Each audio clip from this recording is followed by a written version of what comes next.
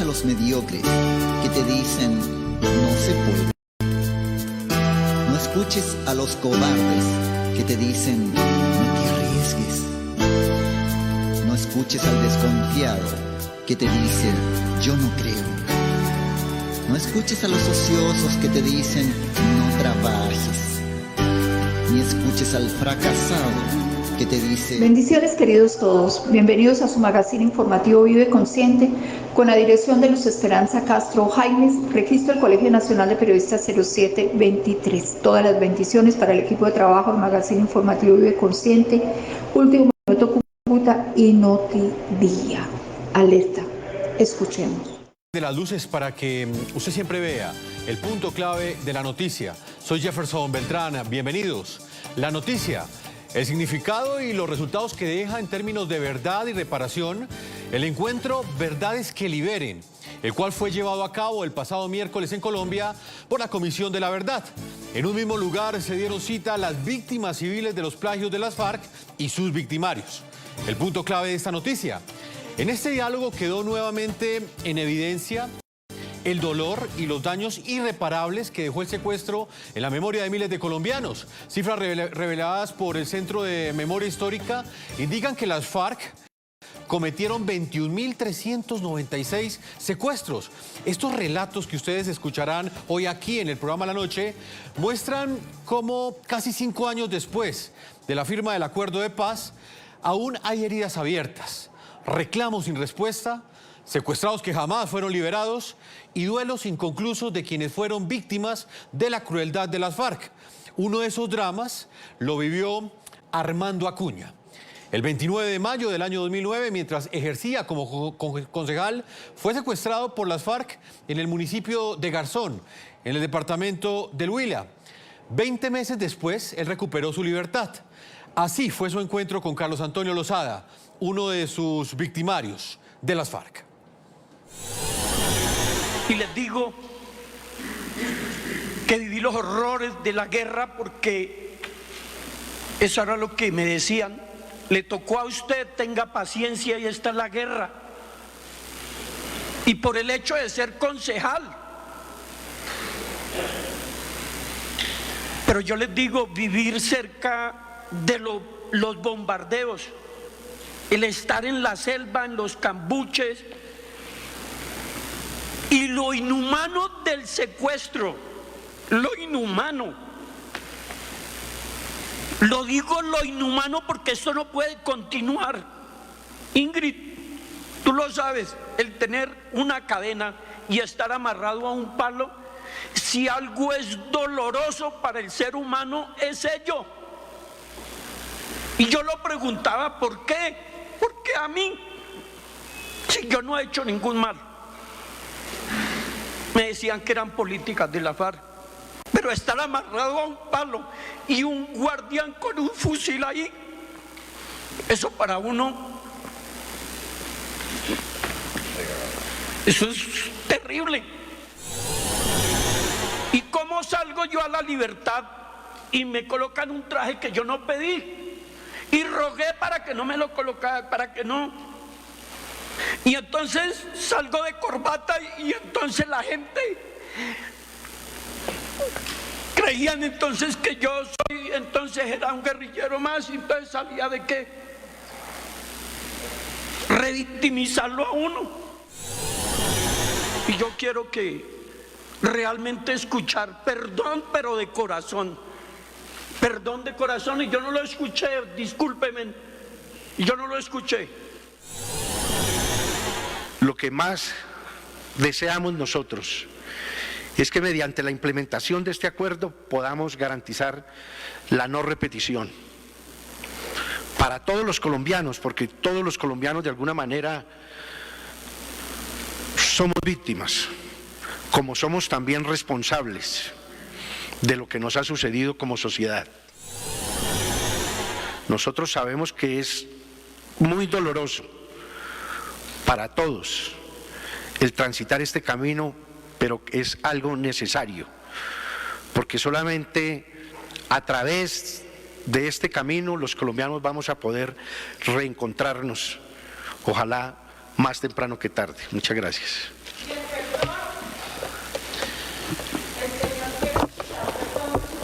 por supuesto que lo que pedimos perdón, pero queremos, como él nos lo dijo, que no sea algo impostado, que salga aquí.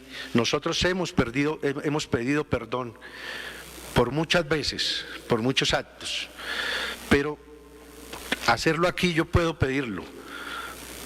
No perdemos absolutamente nada, lo hemos solicitado en innumerables espacios, lo hemos hecho en los espacios privados, pero queremos que eso salga y brote del corazón, de lo profundo, en un momento en que nazca, y no como lo señaló Armando, algo impostado para efectos de un registro en la prensa. Por eso no lo hemos dicho aquí, porque este acto, entendemos, tenía otra connotación.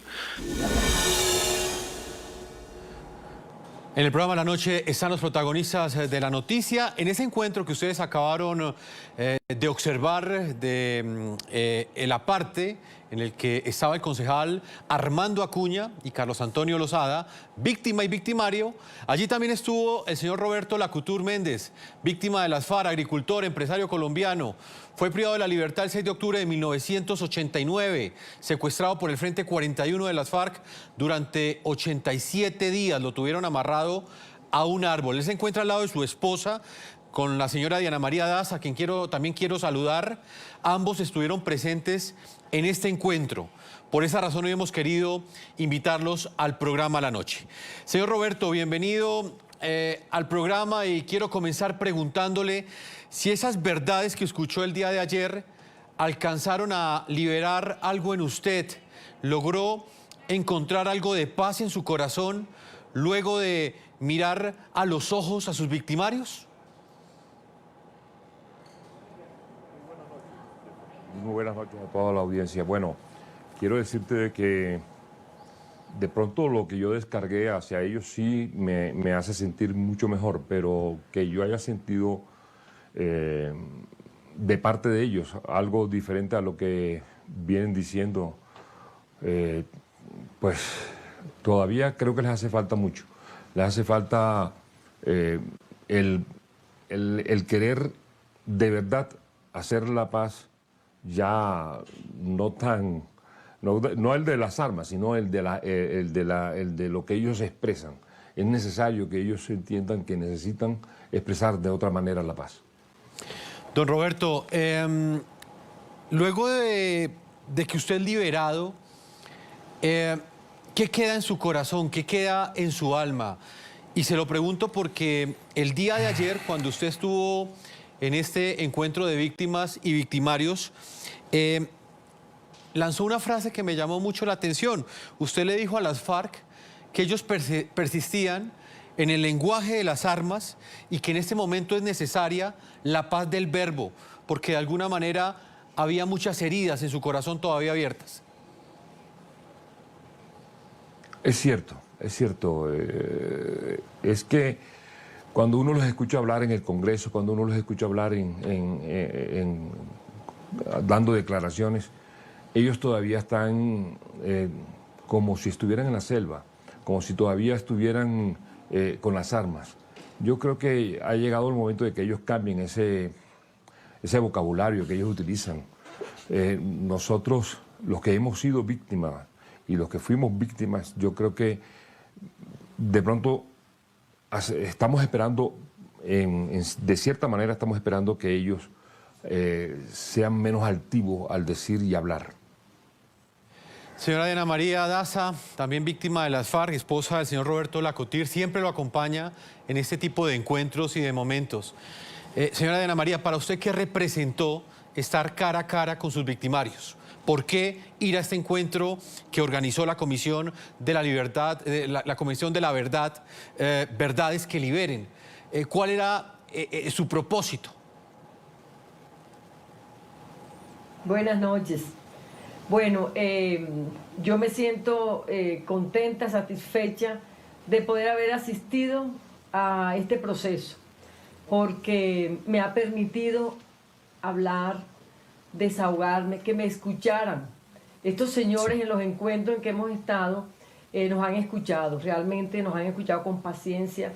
Hemos podido expresarle toda la desconfianza, todo el sentimiento que nos acompaña a nosotros hace 31 años desde que Roberto fue secuestrado. Ellos me inspiran mucha desconfianza realmente, yo se los dije ayer, no rechazo ni aversión, pero sí como mucha desconfianza en para dónde va esto. O sea, qué intenciones tienen ellos realmente, o si esto es simplemente un libreto que tienen organizado para hablar delante de nosotros, delante de los colombianos. Yo me voy para Valledupar un poco más tranquila, porque siento que he descargado mi corazón. He podido expresar mis sentimientos y yo creo que esto me va a ayudar un poco a ir terminando de elaborar ese duelo que ha estado guardado en mi corazón, porque cada vez que hablo de este tema me aparece el sentimiento, los recuerdos de todas las consecuencias de ese momento que vivimos nosotros. Señora Diana María, ¿y qué percepción le quedó? ¿Hay un interés genuino de contar la verdad, de pedir perdón por parte de las FARC? ¿O todo esto responde a algún tipo de estrategia política para de alguna manera atenuar la responsabilidad que ellos tienen en esos crímenes?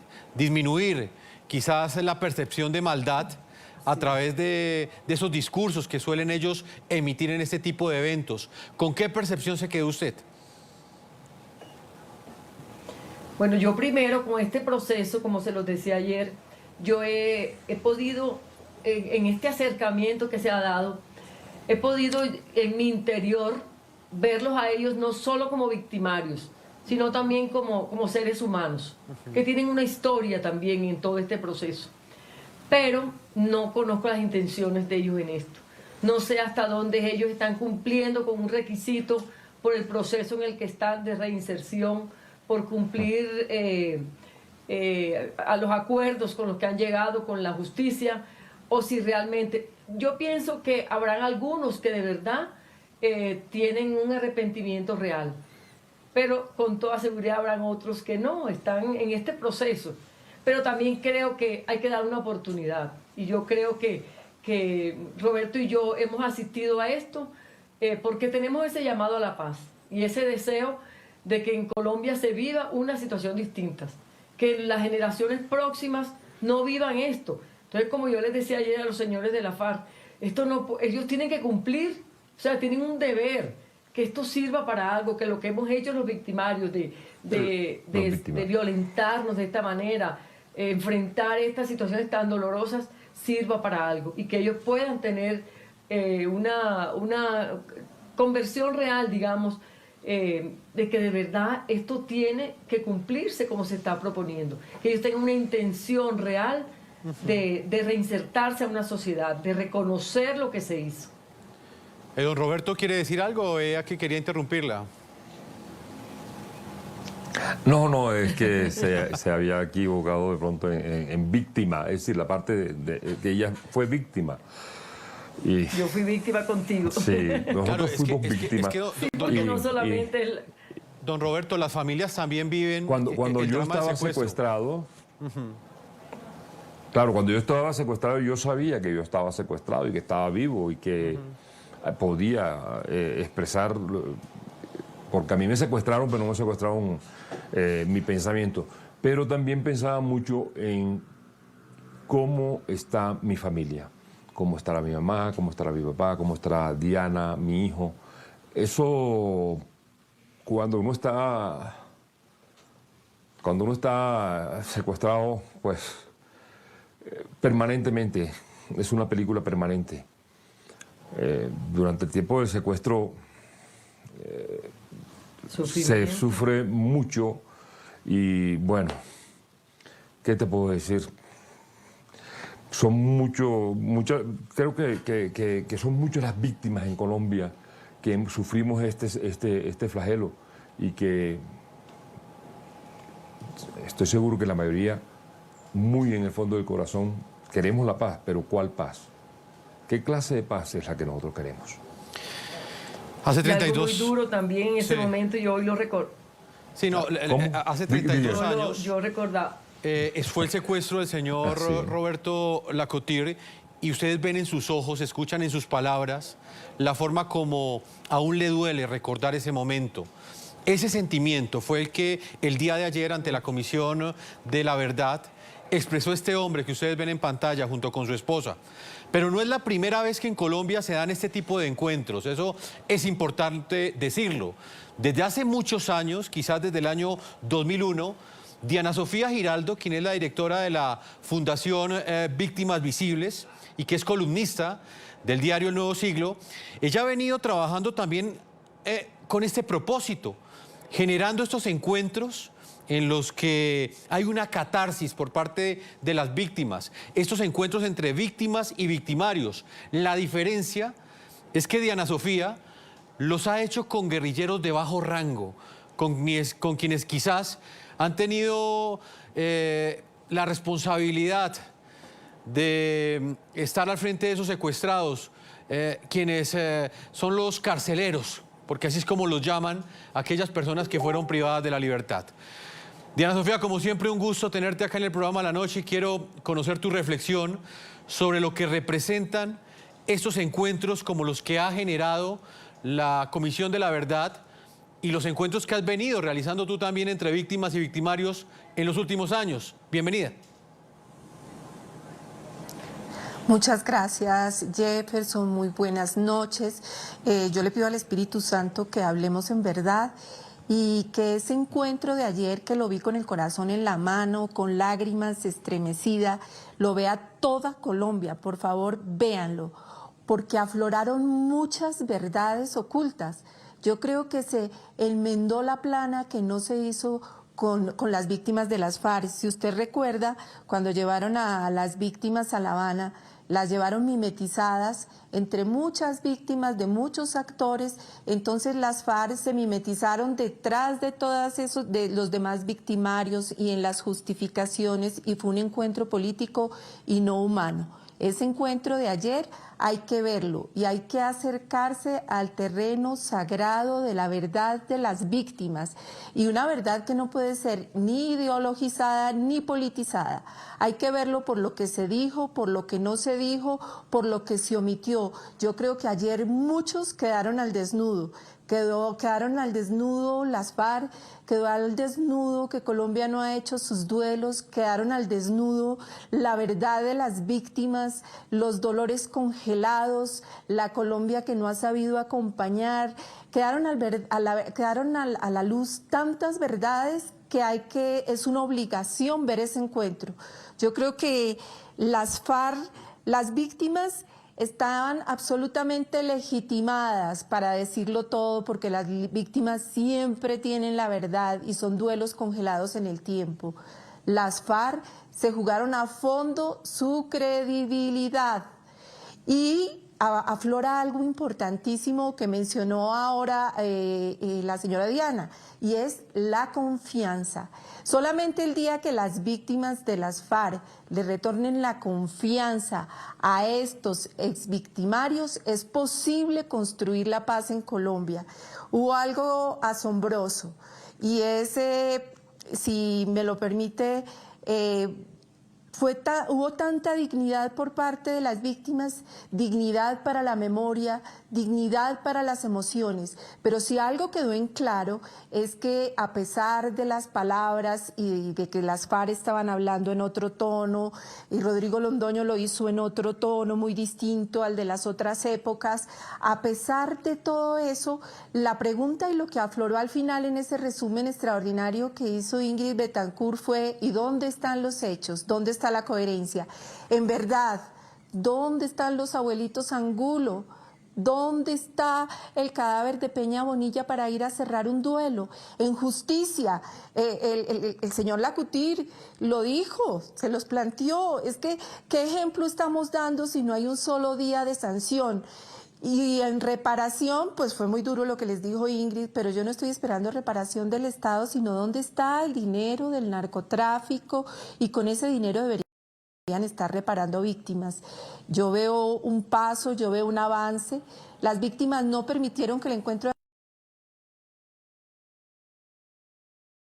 de esa declaración, de alguna forma, ¿estaba minimizando pedir perdón ante esas víctimas que lo único que estaban esperando de él era esa frase, por lo menos, ya que no hubo cárcel, que pidieran perdón? Sí, todos los colombianos somos víctimas, pero no todos los colombianos somos victimarios. No, señor, está equivocado. Y hay unas imágenes, si usted me permite, yo las repito porque se nos quedaron grabadas en el inconsciente, se nos quedaron grabadas, fueron muy fuertes. La imagen de Gilberto Echeverry arrodillado pidiendo que no lo asesinaran. La imagen de una niña de 11 años tratando de zafarse porque la estaban sacando del bus de su colegio. La imagen del señor Gerardo Angulo quitándose la camisa para acariciar y acoger y proteger los pies ensangrentados de su esposa Roselena. La imagen de Alan Jara diciendo que lo único inamovible era el árbol donde lo tenían. No se trata del dolor por el dolor, porque el sufrimiento inútil no tiene sentido. Es el dolor de todas estas víctimas, es la memoria. Es como decían ellas, esto es lo que tienen que estudiarse en los colegios. Los niños tienen que conocer la verdad, los jóvenes, porque no se trata de hacer tabula rasa y de aquí no pasó nada. No, sobre ese dolor se construye país. Sobre ese dolor y ese sufrimiento es que la historia no se puede volver a repetir.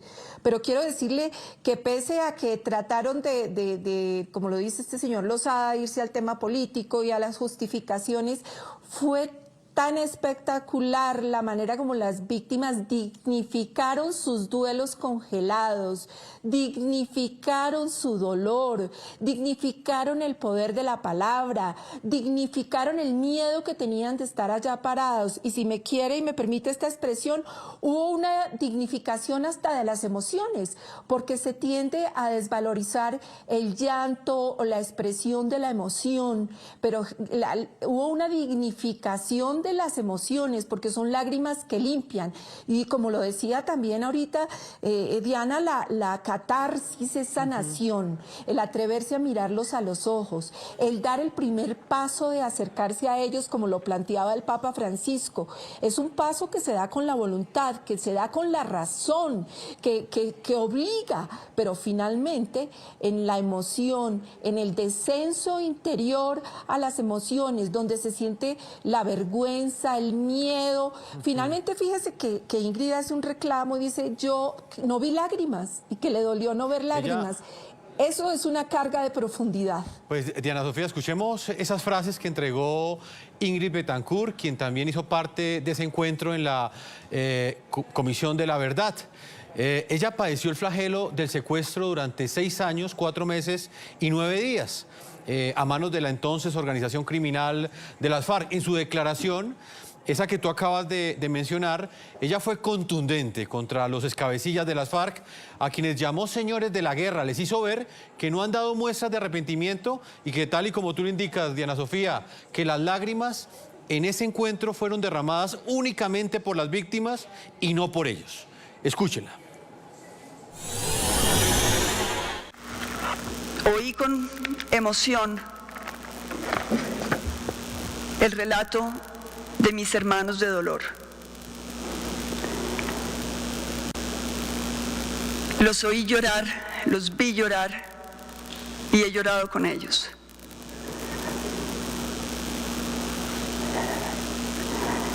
Y me cuesta trabajo no seguir llorando.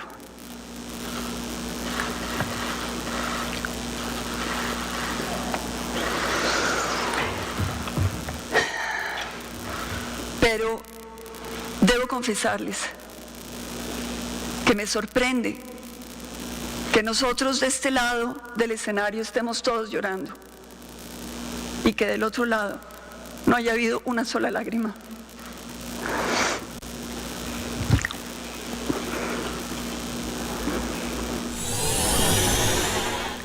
Carlos Antonio Lozada, usted habló de la generosidad de las víctimas. Sí, hemos sido generosas las víctimas. Hemos sido generosas porque amamos a Colombia, porque nosotros no representamos el pueblo, nosotros somos el pueblo.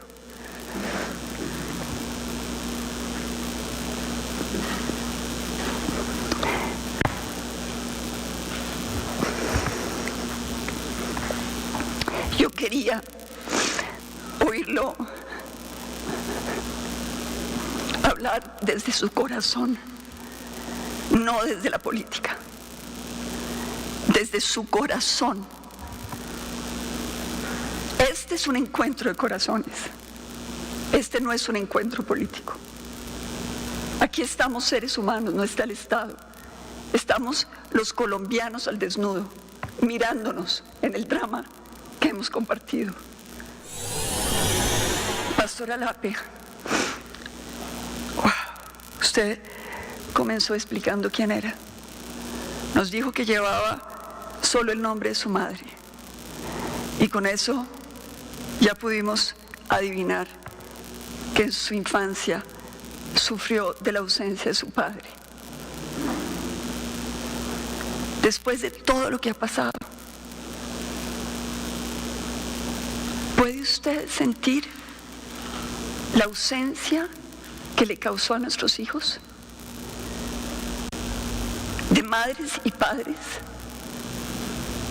que les fueron arrebatados. Alguna vez me acuerdo que me robé un machete de uno de los guardias para poderme volar y me volé. Y a los días me recapturaron y me castigaron. Y llegó el muchacho enfurecido a decirme: Ingrid, yo había confiado en usted, yo había dejado ese machete ahí confiando en usted y usted me lo robó. Y yo lo miré y le dije: ¿usted confió en mí? ¿Y yo acaso puedo confiar en usted? El día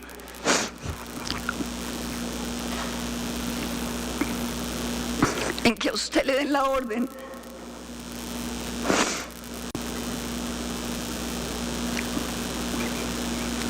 de matarme, ¿usted qué va a hacer? ¿Yo podré confiar en usted o usted me va a matar? Y el muchacho se fue con los ojos aguados. Y yo necesito ver los ojos aguados de ustedes. Mi papá murió al mes de mi secuestro. Confieso que todavía no he podido hacer el duelo y probablemente no lo haré nunca. Pero siento una inmensa tranquilidad de poder ir a la cripta aquí en Cristo Rey, donde está enterrado. Los seres humanos vivimos de lo físico y de lo espiritual. Y nosotros necesitamos sentir que a pesar de la muerte podemos honorar a las personas que hemos amado, que podemos ir a decirles que estamos ahí, que las amamos. Los huesos son probablemente solo huesos, pero para quien ama es lo que queda de la persona amada. Es un deber de la nación encontrar a los abuelitos Angulo. Yo le agradezco a Timochenko que haya hecho el esfuerzo de reconocer el crimen del secuestro. Usted habló de reparar a las víctimas, Rodrigo Londoño. Reparar a las víctimas es un tema tabú en Colombia. Yo le pregunto ¿cómo? ¿Cómo va a reparar a las víctimas? ¿Dónde están los recursos del narcotráfico que ustedes acumularon durante los años de guerra? porque esos recursos son los que tienen que ir a reparar a las víctimas. Usted oyó a Ángela Cordón, lo que le sucedió a su familia, cómo quedaron en la pobreza y encima de todo tenían que seguir pagando impuestos. Esa historia, multiplíquela por millones. Esa es la historia de Colombia. Esa es la historia donde tenemos que reparar. El Estado no puede reparar. Ustedes tienen que reparar. Y tenemos que buscar una manera de hacerlo. Esto que pasó no lo olvidamos. Porque no es sobre un terreno virgen que construimos una nueva Colombia. Al contrario, esta es nuestra verdad colectiva. Estas son las fundaciones sobre las cuales debemos construir una Colombia sin guerra. Es a partir de estos recuerdos, de estas vivencias, de estos testimonios, que podemos entender lo que nos pasó para evitar que se repita. Y esta es la historia que se tiene que contar, que tiene que hacer parte de nuestra narrativa nacional, que deben conocer y estudiar nuestros niños en las escuelas, para que ellos entiendan que a pesar de todo esto, se pudo hacer un acuerdo de paz.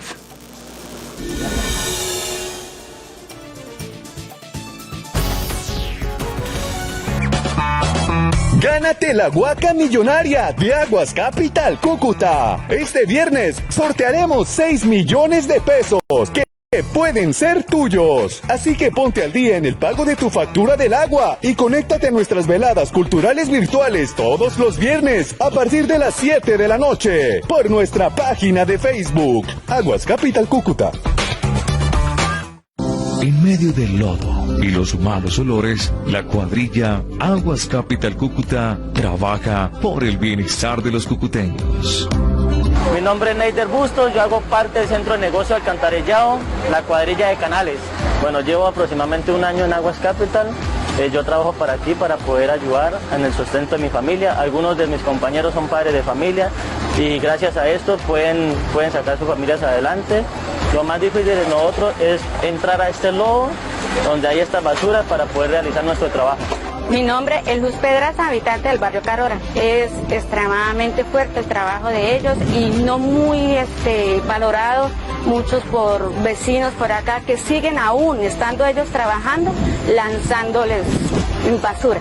Sin importar el sol, la lluvia o las adversidades del terreno, estos hombres que nos enorgullecen hacen el trabajo que pocos se atreven a realizar. Bueno, nuestra cuadrilla se encarga de limpiar los boscurves, los canales y los desarenadores. La gente bota mucho mugre, tenemos que limpiar hasta allá, hasta el fondo donde se ven. Nosotros venimos carreteando, le echamos a la máquina y la máquina saca la volqueta. Estas son las historias que nos enorgullecen. ¡Lo puedo tomar!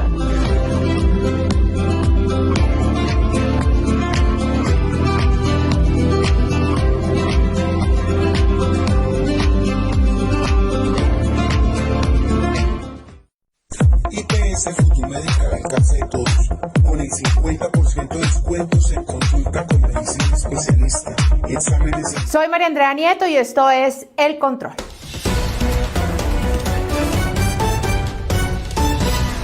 Hoy le haremos el control a una competencia. Sí, ¿cuál ha sido el peor alcalde que ha tenido la capital de la República? ¿Claudia López o Gustavo Petro? Después de que el país superara la barrera de las 100.000 víctimas por cuenta del COVID, llegó una avalancha de señalamientos. Para la inmensa mayoría de los colombianos, menos para algunos cuantos políticos de izquierda y sus bodegas pagas, el país hubiera podido ahorrar miles de muertos si no hubiera sido por los bloqueos, las marchas, las protestas promovidas por Gustavo Petro, sus senadores y el Comité del Paro. A los reclamos en contra de Gustavo Petro se sumó la alcaldesa de Bogotá, Claudia López, que en una entrevista con RCN Radio le mandó a decir que dejara de incendiar al país y dejara de promover el caos. Y entonces se enfrascaron Claudia y Petro en una discusión en Twitter.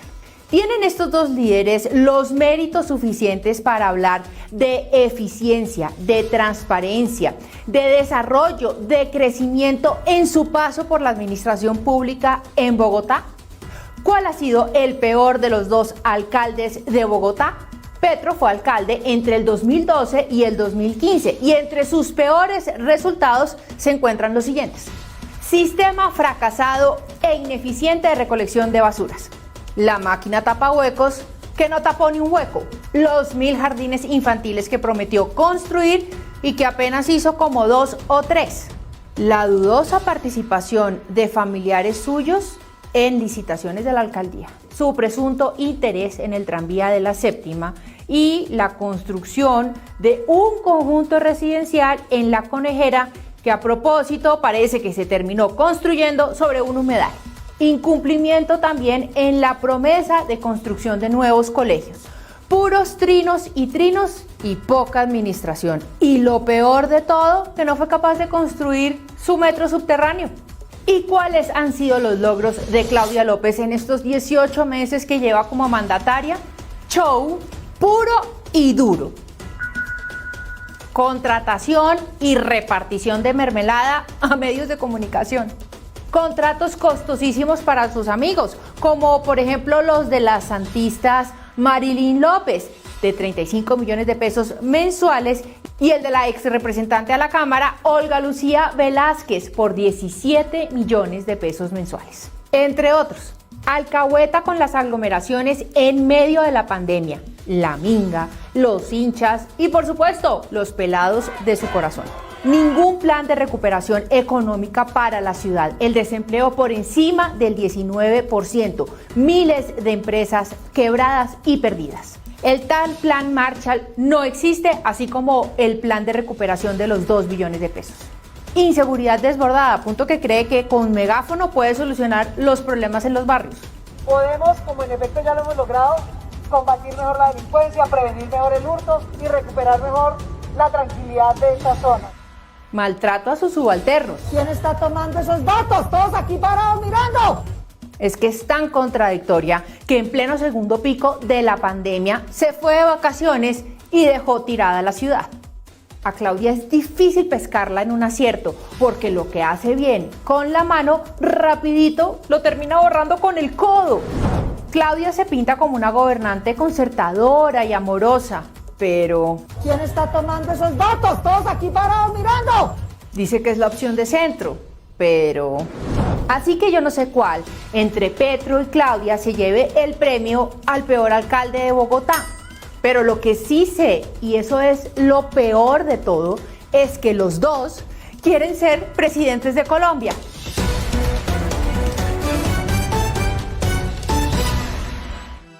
No escuches a los mediocres que te dicen no se puede. No escuches a los cobardes que te dicen no te arriesgues. No escuches al desconfiado que te dice yo no creo. No escuches a los ociosos que te dicen no trabajes. Ni escuches al fracasado que te dice no lo intentes.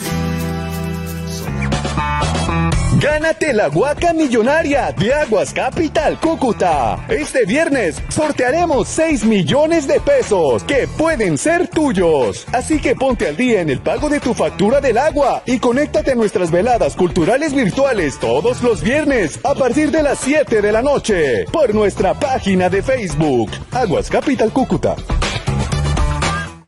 En medio del lodo y los malos olores, la cuadrilla Aguas Capital Cúcuta trabaja por el bienestar de los cucuteños. Mi nombre es Neider Bustos, yo hago parte del Centro de Negocio Alcantarillado, la cuadrilla de Canales. Bueno, llevo aproximadamente un año en Aguas Capital. Yo trabajo para aquí para poder ayudar en el sustento de mi familia. Algunos de mis compañeros son padres de familia y gracias a esto pueden sacar sus familias adelante. Lo más difícil de nosotros es entrar a este lodo donde hay estas basuras para poder realizar nuestro trabajo.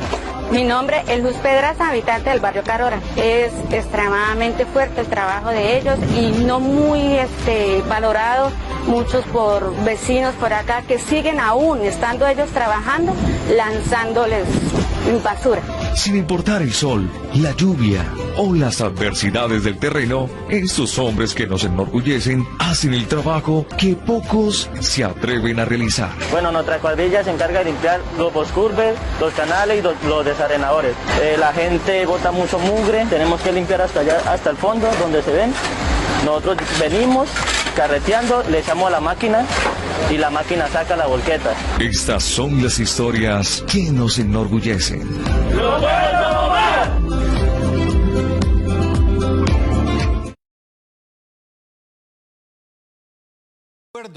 Y a juzgar por esos testimonios que escuchamos el día de ayer, eso parece ser que no fue así.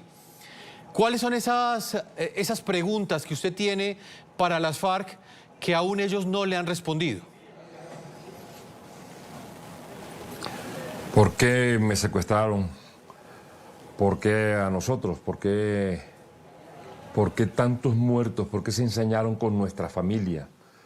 15 secuestros entre primos hermanos, hermanos, tíos, 2 heridos, un muerto. La muerte de mi tío Fabio, atroz, desgarradora totalmente. Una muerte que nos dolió a todos y que nos dejó en la profunda tristeza por la forma como lo hicieron. Nosotros tuvimos que abandonar nuestra finca. Nosotros tuvimos que prácticamente camuflarnos en la ciudad. Abandonamos nuestra finca por más de 14 años. La invadieron. Bueno, ¿qué fue lo que no nos pasó? Todas esas cosas duelen el corazón. A mí me ha tocado comenzar de cero varias veces durante el tiempo que ellos dominaban en la región. Nosotros, bueno, sufrimos el secuestro, sufrimos muerte, sufrimos la voladura de nuestras fincas. La muerte, mataron ganado, casi todo el ganado que teníamos de nuestros familiares y nuestro. Nos lo robaron. Y ya cuando no pudieron hacer más, tristemente, hasta mataron nuestros trabajadores.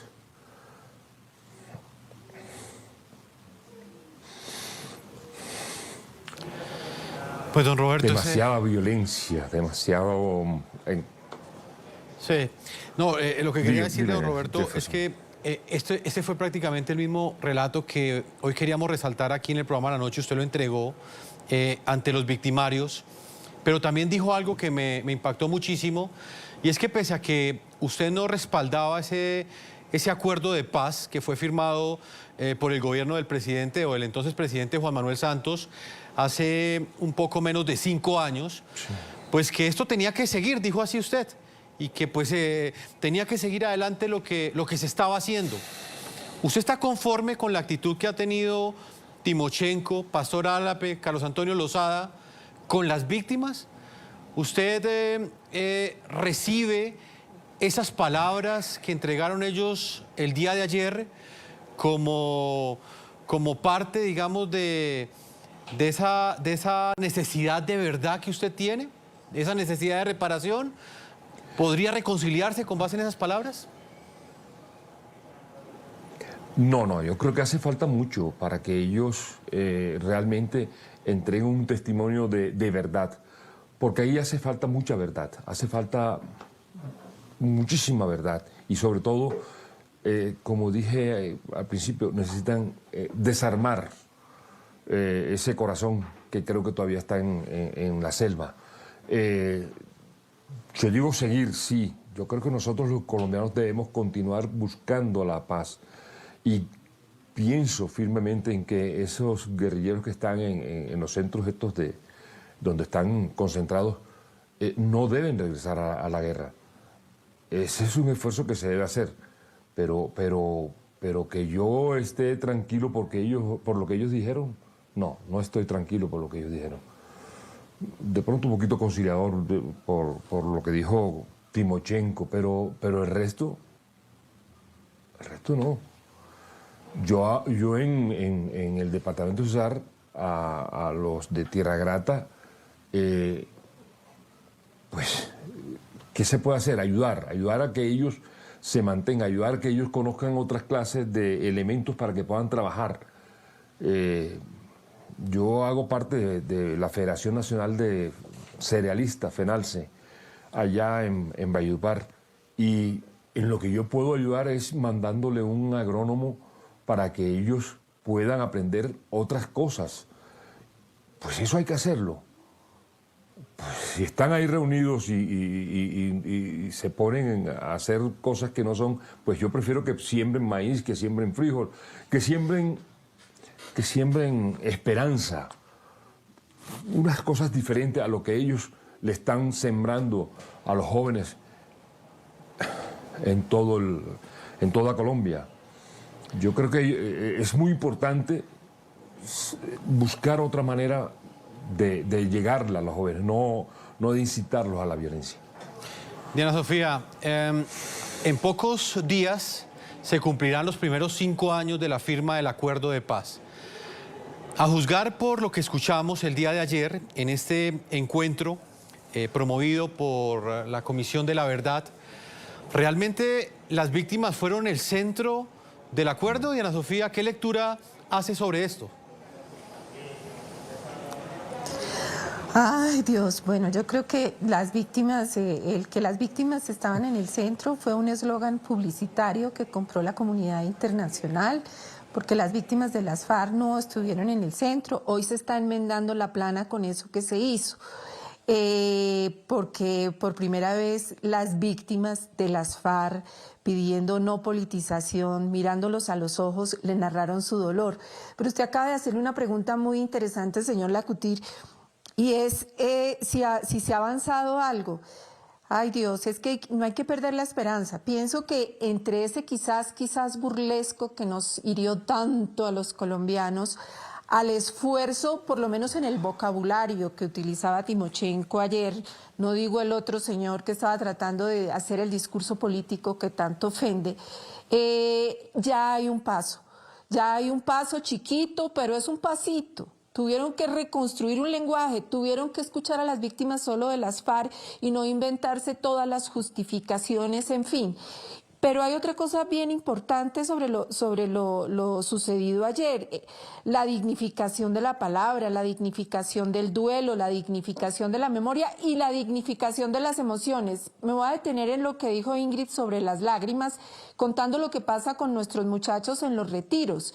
Cuando una víctima da su testimonio desgarrador, y hemos visto a estos muchachos que pertenecieron a estos grupos armados romper en llanto, las lágrimas son un simbolismo de la manera como se les despierta la compasión, el dolor, la vergüenza de haber dañado a otro ser humano, son purificadoras, y como la misma Ingrid utilizaba términos espirituales, lo voy a tratar de decir como lo llama el Papa Francisco, el don de lágrimas, o cuando hablan de que un corazón de piedra se transformó en corazón de carne. Solo cuando se hace ese descenso a las zonas más oscuras del ser humano y se es consciente de que se infringió un daño a la humanidad de otro ser humano, se le dañó en su dignidad, eso produce un profundo dolor en el otro. Yo cuando he visto llorar a los muchachos que están viendo este programa, que pertenecieron a estos grupos armados, y los he visto sentir dolor, vergüenza, arrepentimiento, deseo de contrición, limpieza interior, eso es lo que falta. Y cuando se habla de lágrimas es el simbolismo de que no se les ve aún ese descenso interior. Dios quiera, no sabemos qué va a pasar, por lo menos ahora pueden hacer todo este ejercicio y se dan el lujo, porque las sanciones van a hacer que no se puedan movilizar, que no se puedan mover del Congreso, de las áreas donde trabajan, no sé, eso dejémoslo que sean las víctimas las que puedan juzgar eso. Pero este proceso de que las víctimas hagan su catarsis, mirándolos a los ojos, que el país los vea, porque todo el mundo está en capacidad de leer si hay arrepentimiento, si hay acto de contrición, si hay por lo menos cambio del lenguaje, como el que utilizó el señor Timochenko ayer. Era un lenguaje diferente que se diferenció de los otros. Es parte de un proceso. Vamos a tener que pedir ayuda divina para que esos corazones de piedra se rompan, se conviertan en corazones de carne y, ¿por qué no?, verlos un día de rodillas pidiendo perdón, como esa imagen de Gilberto Echeverry arrodillado pidiendo que le conservaran la vida. Colombia tiene derecho a otra oportunidad sobre la tierra y esta violencia, y como dicen todos los secuestrados, nadie quiere que esa historia se repita y mucho menos en nuestros jóvenes, pero con legitimidad, con credibilidad y estableciendo y restableciendo los lazos de confianza sobre la verdad verdadera. Yo creo que ya es hora de la despolitización, por eso los discursos políticos ayer salían fuera de foco. Sí. La señora que habló de la Unión Europea parecía que no hubiera estado ahí. Se emocionan de que las FARC les hable, pero no se dan cuenta que estaban diciendo que no habían encontrado los restos de muchas personas para cerrar duelos, que no había habido reparación, que había mucho dolor todavía por la falta de empatía y de dolor que mostraban frente al sufrimiento de los otros, en fin, pero sí creo que hay un paso muy distinto de ese quizás burlesco a tener que construir un discurso en torno a reconocer un delito y sentarse a escuchar a las víctimas de las FARC. Más tarde que temprano se rompen esos corazones, Dios lo quiera. Sí, no, y es lo que esperan todas las víctimas. Lastimosamente el tiempo se nos agotó. Es un tema muy importante que quisimos traer hoy a discusión aquí en el programa La Noche, presentarles estos testimonios y este gran análisis que hace Diana Sofía Giraldo, que como lo planteé al comienzo, más de 20 años acompañando a las víctimas en Colombia, generando ese tipo de encuentros entre víctimas y victimarios. Diana Sofía, muchas gracias por habernos acompañado. Muchas gracias, Jefferson, a ustedes, y que Colombia empiece a hacer el duelo que se ha negado. Señor Roberto Lacotir y también señora Diana María Daza, su esposa, toda la solidaridad, el apoyo de este equipo periodístico, de nuestra directora Claudia Gurizati, y vamos a estar atentos a seguirlos acompañando a todos ustedes en ese proceso de esa búsqueda de verdad y esas preguntas sin respuesta que ustedes todavía tienen para las FARC. Muchas gracias por habernos acompañado. Muchísimas gracias a todos ustedes. Muchísimas gracias. Gracias. Una feliz noche. Vamos a... No escuches a los mediocres que te dicen no se puede. No escuches a los cobardes que te dicen no te arriesgues. No escuches al desconfiado que te dice yo no creo. Soy María Andrea Nieto y esto es El Control.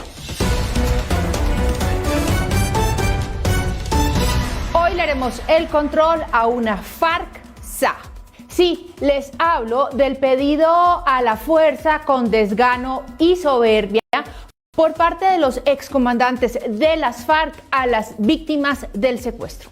El evento se llevó a cabo en la creada institución por los acuerdos de La Habana de la Comisión de la Verdad, que al fin y al cabo quedó como una entidad que sirve para lavar y justificar delitos. El objetivo era reunir a víctimas del secuestro y a sus secuestradores. Era de tal magnitud el evento que la mismísima Ingrid Betancourt vino al país y también se presentó al lado de ella otros compañeros de dolor, como la misma Ingrid los llamó. Las víctimas se mostraron como siempre generosas, hablando de perdón, resiliencia y superación. Las víctimas piden que se les respete su dolor y con dignidad piden que se les cuente la verdad. Veamos este testimonio de Roberto Lacotir. Pero es necesario parar, es necesario seguir adelante, es necesario que todos los colombianos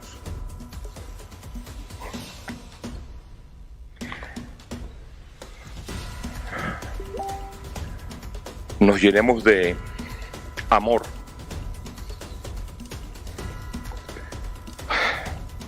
De Armando Acuña. Respeto. Que hubieran dicho perdón por esos secuestros. Yo no lo escuché. Y yo quiero que realmente escuchar perdón, pero de corazón. Y de Diana Daza, familiar de un secuestrado.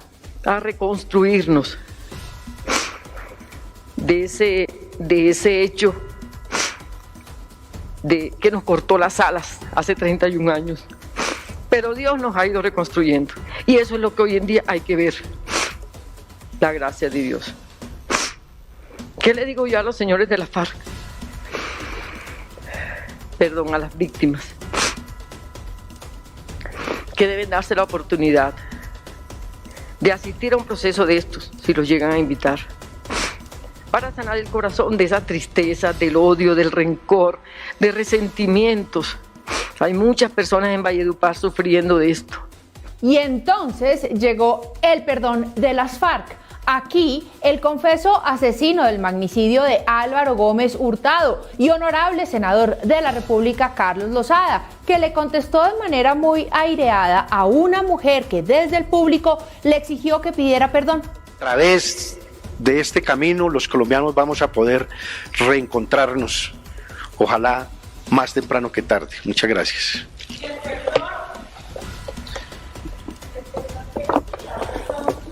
Por supuesto que lo que pedimos perdón, pero queremos, como él nos lo dijo, que no sea algo impostado, que salga aquí. Nosotros hemos pedido perdón por muchas veces, por muchos actos, pero hacerlo aquí yo puedo pedirlo. No perdemos absolutamente nada, lo hemos solicitado en innumerables espacios, lo hemos hecho en los espacios privados, pero queremos que eso salga y brote del corazón, de lo profundo, en un momento en que nazca, y no como lo señaló Armando, algo impostado para efectos de un registro en la prensa. Por eso no lo hemos dicho aquí, porque este acto, entendemos, tenía otra connotación. Pero lo hemos dicho y lo hemos repetido en innumerables actos. Muchas gracias. Este otro de Pedro Trujillo, jefe de las FARC. Son muchas las cosas que no debieron existir en este conflicto. Son muchas. Y una de ellas, y la más dolorosa, el secuestro.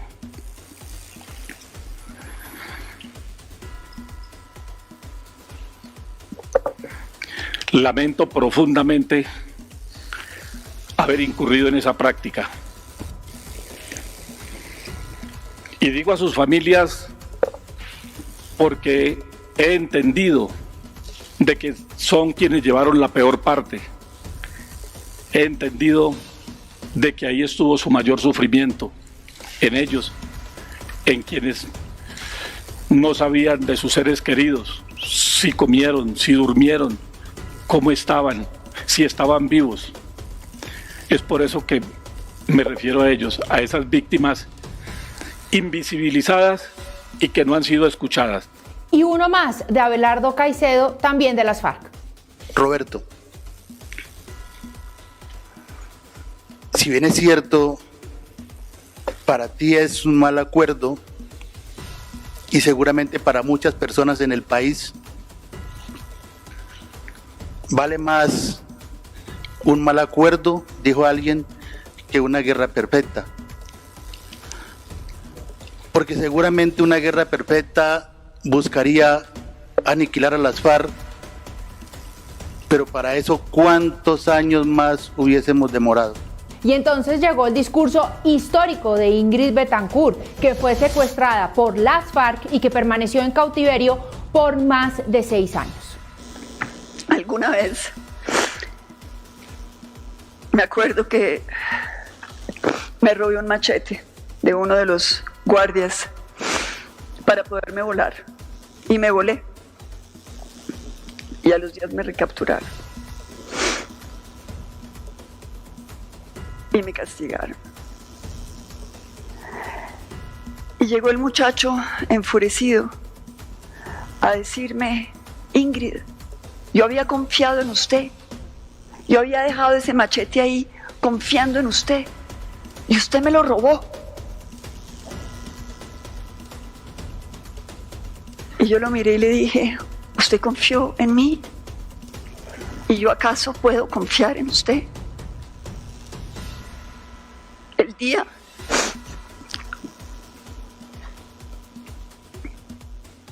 en que a usted le den la orden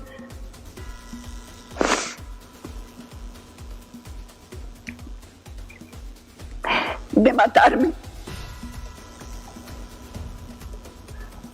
¿usted qué va a hacer? ¿Yo podré confiar en usted o usted me va a matar? El muchacho se fue con los ojos aguados. Y yo necesito ver los ojos aguados de ustedes. Esa fue una de las exigencias más estremecedoras de la jornada, porque así como las víctimas lloran, porque no hay lágrimas de arrepentimiento y de dolor de parte de los victimarios. ¿Será porque, como dice Lozada, no nace del corazón ese perdón? Queremos que eso salga y brote del corazón, de lo profundo, en un momento en que nazca. Lo que Colombia esperaba era que las FARC reconocieran sus crueldades y no que las justificaran. Pero al fin y al cabo saben que nada les va a pasar, ni en la Comisión de la Verdad, ni en la JEP. Al final de estos eventos, ellos se suben en sus camionetas blindadas, con sus esquemas de seguridad pagados con los impuestos de todos los colombianos. Y se van para el Congreso a sentarse en las curules regaladas por el gobierno de Juan Manuel Santos, a pontificar y a legislar. Y mientras tanto que los colombianos lloren los horrores de la guerra, porque ellos ganaron la impunidad de sus delitos. No escuches a los mediocres que te dicen no se puede. No escuches a los cobardes que te dicen no te arriesgues. No escuches al desconfiado que te dice yo no creo.